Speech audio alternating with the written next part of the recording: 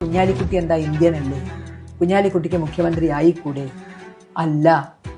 കാരണം ഈ പാരമ്പര്യവും ഈ രക്തവുമാണ് അവരുടെ സിരകളിൽ ഒഴുകുന്നത് എന്നുള്ളത് കൊണ്ട് തന്നെ ഇന്ത്യൻ പാസ്പോർട്ട് ഉണ്ടായതുകൊണ്ടോ, ഇന്ത്യയിലെ ആധാർ കാർഡ് ഉണ്ടായതുകൊണ്ടോ, ഇന്ത്യയിലെ ജനന സർട്ടിഫിക്കറ്റ് ഉണ്ടായതുകൊണ്ടോ അവർക്ക് മറ്റുള്ളവരെ പോലെ മുഖ്യമന്ത്രിയാകാനുള്ള അവകാശം ഉണ്ട് എന്ന് പറഞ്ഞാൽ അതിനെ പെട്ടെന്ന് അങ്ങോട്ട് തൊണ്ട തൊടാതെ വീഴുന്ന ലേശം ബുദ്ധിമുട്ടുണ്ട്. അത് ഈ ചരിത്രം അറിയാവുന്നതുകൊണ്ടാണ്. BC 1500-നും 500-നും ഇടയിൽ ഇന്ത്യ മഹാരാജ്യത്തിലേക്ക് പലപ്പോഴായി അതിക്രമിച്ച് കയറിയ പേർഷ്യൻ നിവാസികളായ ആര്യന്മാർ നടപ്പിലാക്കിയ ഹിംസയിൽ അധിഷ്ഠിതമായ ചാതുർവർണ്ണ്യ വ്യവസ്ഥിതിക്കാണ് അദ്ദേഹം ധർമ്മശാസനം എന്ന് ഉദ്ദേശിച്ചത്.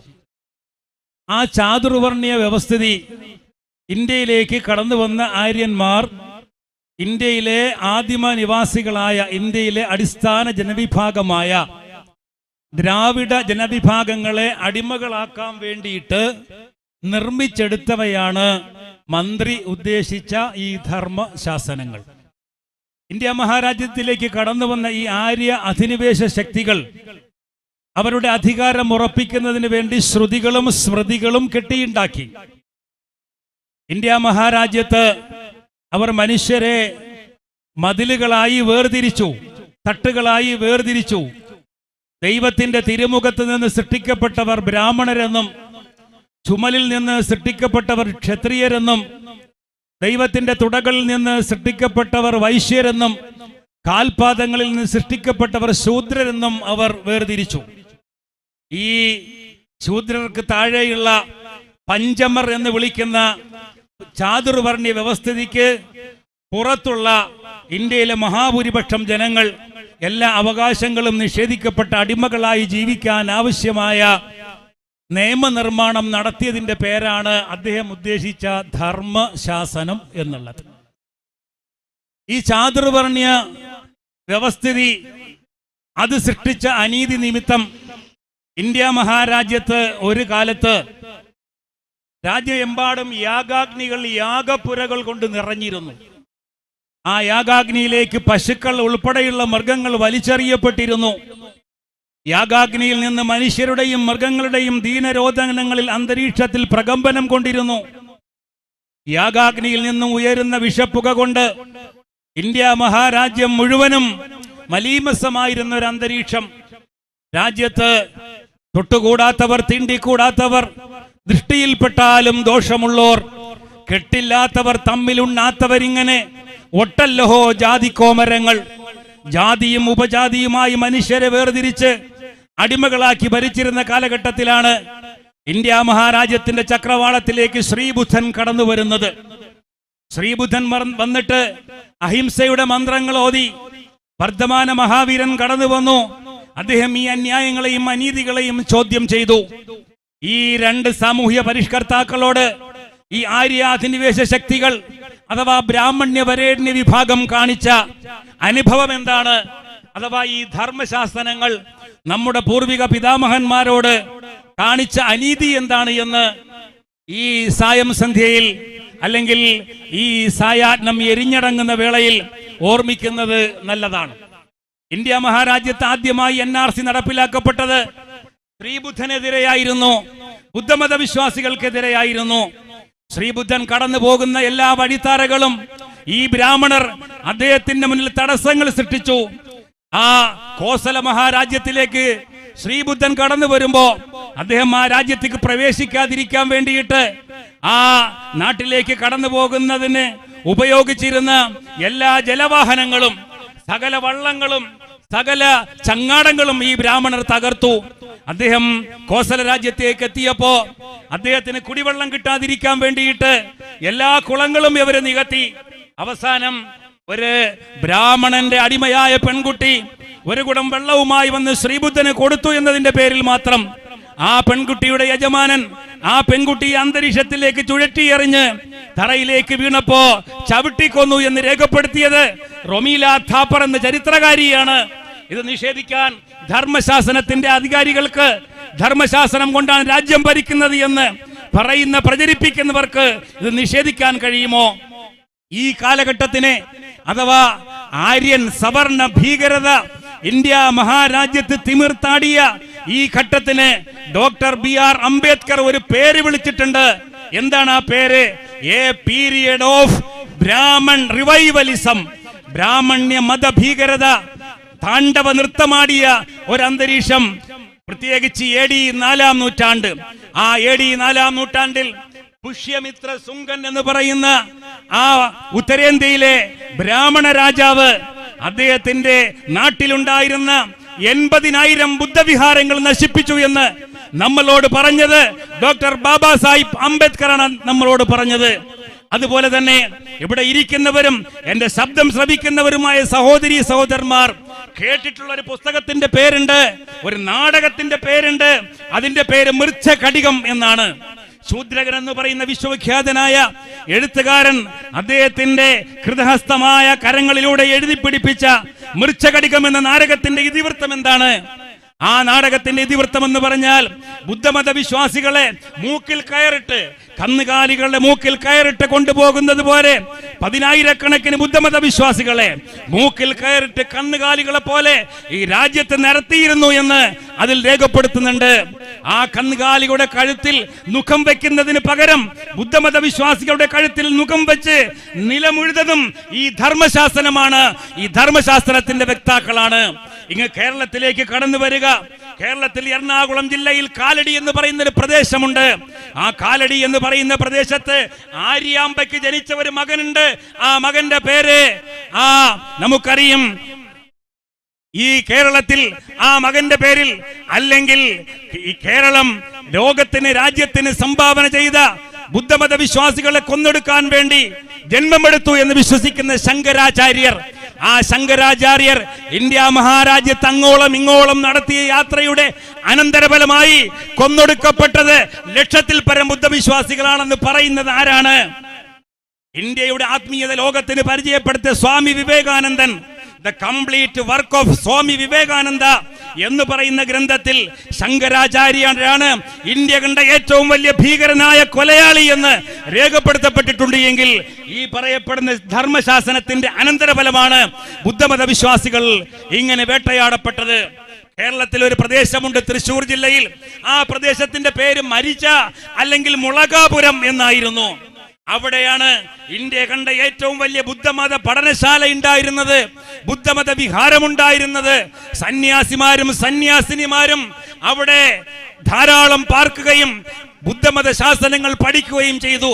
അവിടേക്ക് ശങ്കരന്റെ കേരളത്തിലെ ശിഷ്യനായ കുമാരില ഭട്ടയുടെ നേതൃത്വത്തിൽ 1000-കണക്കിന് വരുന്ന ആര്യൻ സവർണ ബ്രാഹ്മണ ഫാസിസ്റ്റ് ഭീകരന്മാർ ആ ബുദ്ധമത വിഹാരത്തിലേക്ക് ഇരച്ചു കയറുകയും 1000-കണക്കിന് വരുന്ന സ്ത്രീകളെയും കുട്ടികളെയും കൊന്നൊടുക്കി എന്ന് ചരിത്രം രേഖപ്പെടുത്തുന്നു.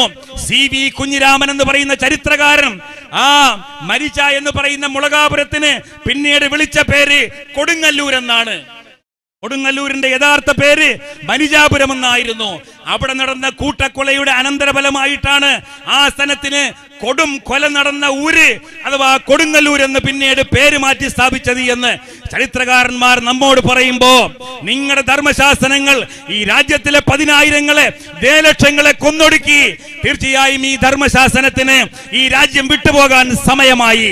ഈ ധർമ്മശാസ്ത്രത്തിന് ഈ രാജ്യത്തിന്റെ അതിർത്തി കടന്നു പോകാൻ സമയമായി. അതുകൊണ്ടാണ് ഈ ദുർബുദ്ധി നിങ്ങൾക്ക് ഇപ്പോൾ തോന്നിയത്. നിങ്ങൾ മനസ്സിലാക്കുക, ഹിന്ദുമതവുമായി അമിത്ഷാക്ക് എന്താണ് ബന്ധം? ഹിന്ദുമതവുമായി അമിത്ഷാക്ക് എന്തെങ്കിലും ബന്ധമുണ്ടോ? പേർഷ്യക്കാരനായ അമിത്ഷാ ഒരു കാര്യം ഓർമ്മിക്കുന്നത് നല്ലതാണ്. പേർഷ്യയിൽ ഒരു ഭരണാധികാരി ഉണ്ടായിരുന്നു. ആ സാധനത്തിന്റെ പേരിന്റെ ആദ്യമായിരുന്നു ഷാ. അയാളുടെ പേര് ഷാ റിസ പഹ്ലവി എന്നായിരുന്നു. അയാൾക്ക് കാലം ശിക്ഷ വിധിച്ചു. അയാളെ ആളുകൾ അടിച്ച് തെരുവിളക്കിൽ കെട്ടിത്തൂക്കി. ഇതിന് കാലം സാക്ഷിയാണ്, ചരിത്രം സാക്ഷിയാണ്. പേരിന്റെ അവസാനമായി പോയി ഷാ എന്ന നാമം എന്ന് കരുതി ചരിത്രം ആവർത്തിക്കപ്പെടില്ല എന്നാണ് നിങ്ങൾ കരുതുന്നത് എങ്കിൽ തീർച്ചയായും ഇത് ആവർത്തിക്കപ്പെടാനുള്ളതാണ്.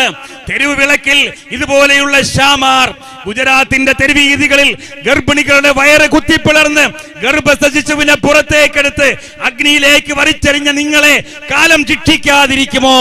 അതുപോലെ തന്നെ 7 വയസ്സായ കുട്ടിയുടെ വാ പിളർന്നിട്ട് പെട്രോൾ ഒഴിച്ചു കൊടുത്തിട്ട് ആ കുട്ടിയുടെ വായിലേക്ക് തീപ്പെട്ടി വരച്ചെറിഞ്ഞ് ആ കുട്ടിയെ അഗ്നിസ്ഫോടനമാക്കി മാറ്റിയ നിങ്ങളോട് കാലം മാപ്പ് ചോദിക്കാതിരിക്കുമോ? ആ മാപ്പ് ചോദിക്കലിന്റെ ഇന്ത്യയിലേക്ക് കടന്നു വന്ന ആര്യൻ സവർണ ദേശീയവാദം അത് ഇന്ത്യയിൽ നിന്നും പടിയിറങ്ങാൻ സമയമായി. ഏകദേശം 3500 വർഷം കൊണ്ട് നിങ്ങൾ ഈ നാടിനെ വേട്ടയാടുകയായിരുന്നു, നിങ്ങൾ ഈ നാടിനെ കൊള്ളയടിക്കുകയായിരുന്നു, നിങ്ങൾ ഈ നാട്ടാരെ വേദനിപ്പിക്കുകയായിരുന്നു. നിങ്ങൾ കൊന്നൊടുക്കിയ ജയലക്ഷങ്ങൾ, നിങ്ങൾ കൊന്നുകൂട്ടിയ നിരപരാധികൾ, നിങ്ങൾ വിധവകളാക്കിയ സഹോദരിമാർ, നിങ്ങൾ കൊന്നൊടുക്കിയ ശിശുക്കൾ, തീർച്ചയായും അവരുടെ ആത്മാക്കൾ നിങ്ങളോട് പ്രതികാരം ചോദിക്കാൻ വേണ്ടി ഇതാ തയ്യാറായിരിക്കുന്നു. അതിനുവേണ്ടി നിങ്ങൾ സ്വയം തീർത്ത കുഴിയാണ്. നിങ്ങൾ ഞങ്ങളെ പുറത്താക്കാൻ നോക്കുകയാണല്ലോ. ഞങ്ങൾക്ക് വിനീതമായി ഒന്ന് പറയാനുണ്ട്. നിങ്ങളെ ഈ വിദണ്ഡവാദം ഉപേക്ഷിക്കുക, നിങ്ങളുടെ ഈ ഭീകരവാദം ഉപേക്ഷിച്ചിട്ട് മനുഷ്യനായി ഒരു യഥാർത്ഥ ഇന്ത്യക്കാരനായി ഹിന്ദുവിനും മുസൽമാനും ക്രിസ്ത്യാനിക്കും എല്ലാവർക്കും, മതമുള്ളവനും മതമില്ലാത്തവനും ഒരുമിച്ച് ഒരു അമ്മ മറ്റ മക്കളെ പോലെ ജീവിക്കാം. പക്ഷെ നിങ്ങൾ അതിന് തയ്യാറാകില്ല. കാരണം നിങ്ങളുടെ പദ്ധതികൾ നടപ്പിലാക്കാൻ ഇന്ത്യ മഹാരാജ്യത്തെ ഏക തടസ്സമായി നിങ്ങൾ കാണുന്നത് ഇസ്ലാമിനെയാണ്. എന്താണ് കാരണം? പരിശുദ്ധ ഖുർആൻ സൂറ അൽ ഹുജറാത്തിൽ ഇസ്ലാം ആഹ്വാനം ചെയ്യുന്ന ഒരു സാഹോദര്യത്തിന്റെ സന്ദേശമുണ്ട്. അതിനെ നിങ്ങൾ പേടിക്കുന്നു. എന്താണ് ആ സന്ദേശം? യാ അയ്യുഹന്നാസ് ഇന്നാ ഖലഖനാകും മിൻ ദക്കറിൻ വ ഉൻസാ വജഅൽനാകും ശുഊബൻ വഖബാഇല ലിതആറഫു ഇന്ന അക്രമകും ഇൻദല്ലാഹി അത്ഖാകും. ഈ മനുഷ്യരെ എന്നുള്ള വിളിയിൽ ബ്രാഹ്മണനും ക്ഷത്രിയനും വൈശ്യനും ശൂദ്രനും ഹിന്ദുവും മുസൽമാനും ക്രിസ്ത്യാനിയും ആസ്തികനും നാസ്തികനും എല്ലാം വരും. എല്ലാവരെയും വിളിച്ചിട്ട് പറഞ്ഞത് ഉമ്മ പെറ്റ മക്കളാണ്, ഒരാണിൽ നിന്നും പെണ്ണിൽ നിന്നുമാണ് നിങ്ങളെ നാം സൃഷ്ടിച്ചത് എന്ന് ജഗന്നിയന്താവ് പഠിപ്പിക്കുമ്പോ ലോകത്തിലുള്ള എല്ലാ മനുഷ്യരും പരസ്പരം സഹോദരങ്ങളാണ്. ആരും ആരെക്കാളും മുകളിലല്ല, ആരും ആരെക്കാളും താഴെയല്ല. ഈ നിങ്ങളാണ് വർണ്ണത്തിന്റെയും വൈജാത്യത്തിന്റെയും പേരിൽ ജനങ്ങളെ പരസ്പരം അകറ്റിയത്. ഈ അകറ്റുന്നതിനിടയിലേക്കാണ് ഇസ്ലാം കടന്നു വന്നത്. ഇസ്ലാം കടന്നു വന്നപ്പോൾ എന്തുണ്ടായി? എത്രയോ ദൂരം വഴിതെറ്റി നിൽക്കേണ്ട ഏഴച്ചർമ്മം പോയി തൊപ്പിയിട്ടാൽ, എത്രയോ ദൂരം തെറ്റി നിൽക്കേണ്ട ഒരു ഏഴച്ചർമ്മ പോയി തൊപ്പിയിട്ടാൽ ചിത്രം അവനെത്തി ചാരത്തിരുന്നിടാം. ചെറ്റും പേടിക്കേണ്ട നമ്പുരാരെ. ഇന്നലെ നമ്പൂതിരിയിൽ നിന്നും ബ്രാഹ്മണിൽ നിന്നും കിലോമീറ്റർ അകലം പാലിച്ചിരുന്ന ഒരു പുലയച്ചർമ്മൻ മുസ്ലിമായി കഴിഞ്ഞാൽ നമ്പൂതിരിയോടൊപ്പം ചേർന്നിരിക്കാൻ പറ്റുന്ന ഈ ആശയത്തിനെ, ഈ സ്വാതന്ത്ര്യത്തിനെ നിങ്ങൾ ഭയപ്പെടുന്നു. ആ ഭയത്തിൽ അർത്ഥമുണ്ട്. തീർച്ചയായും നിങ്ങൾ ഭയപ്പെടുന്ന ഈ സൗഹൃദത്തിന്റെ, ഈ സാഹോദര്യത്തിന്റെ, ഈ വിമോചന പ്രത്യയശാസ്ത്രം നിങ്ങളെ പരാജയപ്പെടുത്തിയിരിക്കും. അതിൽ യാതൊരു സംശയവുമില്ല. അതുകൊണ്ട് എല്ലാം ഉപേക്ഷിച്ച്, നിങ്ങളെ ഈ വാദങ്ങളൊക്കെ ഉപേക്ഷിച്ച് മാപ്പ് പറഞ്ഞ് ഇന്ത്യയിൽ മാന്യമായി ജീവിക്കാം. അതല്ല, നിങ്ങൾ പോകാനാണ് തീരുമാനിക്കുന്നത് എങ്കിൽ നിങ്ങൾക്ക് പോകാൻ ഞങ്ങൾ അനുവാദം തന്നിരിക്കുന്നു. നിങ്ങൾക്ക് രാജ്യം വിട്ടു പോകാം, നിങ്ങൾക്ക് പുറത്തു പോകാൻ. നിങ്ങൾ കടന്നു വന്നതുപോലെ തന്നെ, നിങ്ങൾ കടന്നു വന്നത് ഖൈബർ ചുരത്തിലൂടെയാണ്. നിങ്ങൾ കടന്നു വന്നത് അതേ ചുരത്തിലൂടെ തന്നെ ഇപ്പോഴും വഴികൾ തുറക്കപ്പെട്ടിരിക്കുന്നു. നിങ്ങൾക്ക് പോകാം. ഈ പോകുന്ന പോക്കിൽ ഞങ്ങളുടെ കൂട്ടത്തിൽ നിന്ന് ഒരു 2-3 പേരെ തരാൻ ഞങ്ങൾ ഉദ്ദേശിക്കുന്നുണ്ട്. ഒന്ന്, ഇവിടെ ഈ കാണുന്ന രാജ്ഭവനിൽ ഉറങ്ങി കിടക്കുന്ന ആരിഫ് മുഹമ്മദ് ഖാനെ വഴി കാണിക്കാൻ വേണ്ടി നിങ്ങളോടൊപ്പം ഞങ്ങൾ വിട്ടുതരാം. തീർന്നില്ല, അബ്ബാസ് നഖ്വി ഉണ്ടല്ലോ, നിങ്ങൾക്ക് വഴികാട്ടിയായി ഉണ്ടാകും. തീർന്നില്ല, അബ്ദുള്ള കുട്ടി ഉണ്ടല്ലോ, നിങ്ങൾക്ക് വഴികാട്ടിയായിട്ടുണ്ടാകും. കാരണം നിങ്ങൾ നടന്ന് ക്ഷീണിക്കുമ്പോ, സ്ഥിരമായി വെങ്കായ സാമ്പാർ കൂട്ടി തളരുമ്പോ, തൈര് സാദം കൂട്ടി തളരുമ്പോ, ഇടയ്ക്ക് വല്ല മട്ടനോ ചിക്കനോ ഒക്കെ കഴിക്കണമെന്ന് തോന്നിയാൽ ഇവര് 3 പേരും നല്ല പാചകക്കാരാണ്. അതുകൊണ്ട് ചുക്കില്ലാത്ത കഷായമില്ല, മുസ്ലിം ഇല്ലാത്ത സ്ഥലമില്ല. നിങ്ങളുടെ കൂട്ടിന് ഞങ്ങളിതാ ഇവരെ ഒഴിഞ്ഞു വിട്ടിരിക്കുന്നു. നിങ്ങൾ എവരെ കൊണ്ട് പോയിക്കോളുക. ഞങ്ങൾക്ക് ഇന്ത്യ മഹാരാജ്യത്ത് ഹിന്ദുക്കളോടൊപ്പം, മുസ്ലിമീങ്ങളോടൊപ്പം, ബുദ്ധരോടൊപ്പം, ജൈനരോടൊപ്പം തോളോട് തോൾ ചേർന്ന് സാഹോദര്യത്തോടു കൂടി ജീവിക്കണം.